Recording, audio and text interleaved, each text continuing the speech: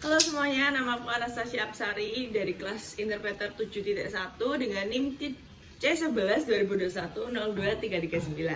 Nah, hari ini aku akan menjawab beberapa pertanyaan yang sudah diberikan oleh Pak Doni, yaitu yang pertama adalah perbedaan translation dan interpreter.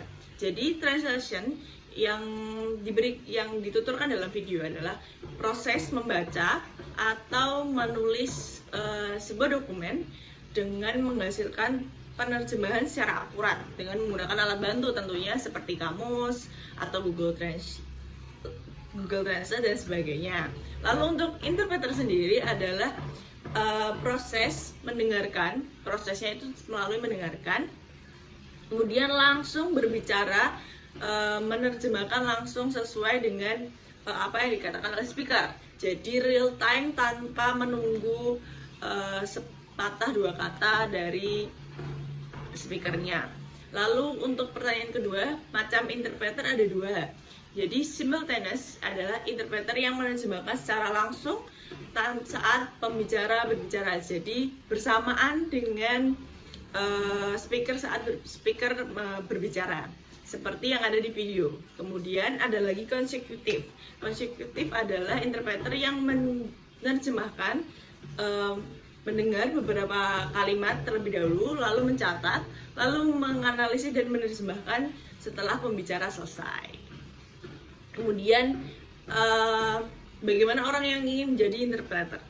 Mereka yang menyukai tantangan, kemudian tekanan dan menikmati situasi dinamis dan kreatif dalam menerjemahkan pesan secara langsung. Jadi tanpa menggunakan alat bantu kamus atau semacamnya, karena dalam interpreter itu langsung menerjemahkan dan harus menguasai bahasa target dan bahasa sumber.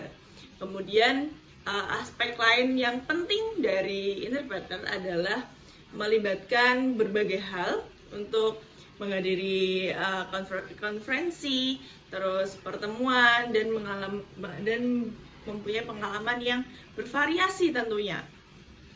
Jadi tidak hanya menerjemahkan, tapi kita juga hadir dalam konferensi ini dan menguasai informasi yang sudah diberikan oleh pembicara dalam pertemuan ini.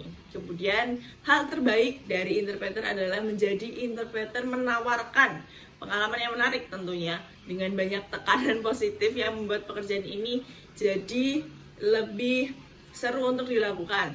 Contohnya ketika beberapa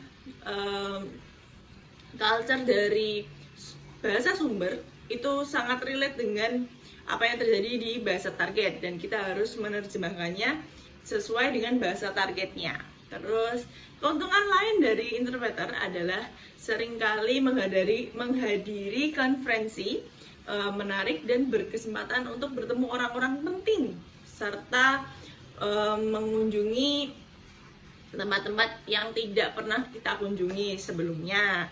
Contohnya kita semisal dari Bandung dan belum pernah sama sekali untuk ke luar Jawa, dan kita mempunyai kesempatan untuk menerjemahkan di daerah Kalimantan karena kita mempunyai pengalaman atau skill interpreter yang baik.